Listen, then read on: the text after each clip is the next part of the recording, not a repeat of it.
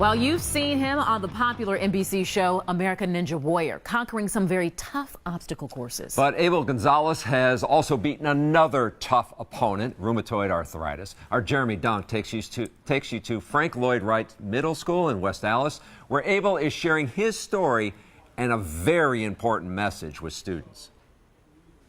My name is Abel Gonzalez. My title is American Ninja Warrior.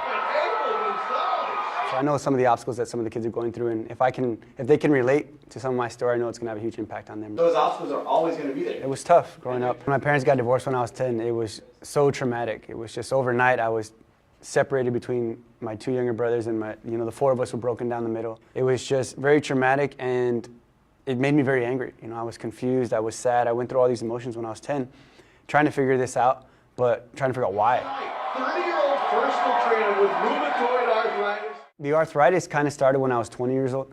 I started getting this dull pain in my knees. And then one day, I got a glimpse of my knee when I went down to tie my shoe. That knee that I saw there was weak and deformed, right? It was looking very different. I wasn't given very many options, and I was told that I had about 7 years of movement left, right? And I would be in a wheelchair after that for the rest of my life. And when I was told that, I just rebelled. I was not gonna let that happen. I knew that at some point, it wasn't gonna be the end of me, right? It wasn't gonna determine the way my life was gonna be. It was up to me. It was just another obstacle that was put in front of me to overcome. So doing this has been kind of a good thing for me too, right? Being able to express and share. And I know it has an impact because the hundreds of messages that I get after I leave a school.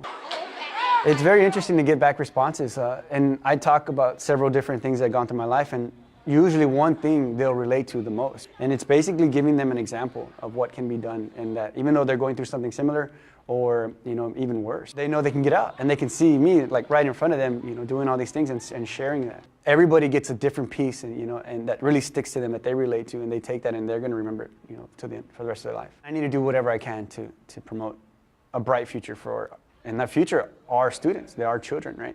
So speaking to them, knowing that this message has an impact, right? Telling this story, reaching as many as I can, because in the end, this is all gonna come back around and help us as a civilization. Now we're gonna go the other way. To be a role model now, right? All I'm trying to do is be my best self. And doing that has made me a leader, right? And I wanna be a person that leads by example. And that's what I'm doing out here and has an impact. Thank you guys, I appreciate it. I love his hashtag, WeAreAllAbel. I like his story, and I envy his core strength. Well, thank you, Jeremy Dunk, for sharing his story. Thank you for joining us on 414 Forward.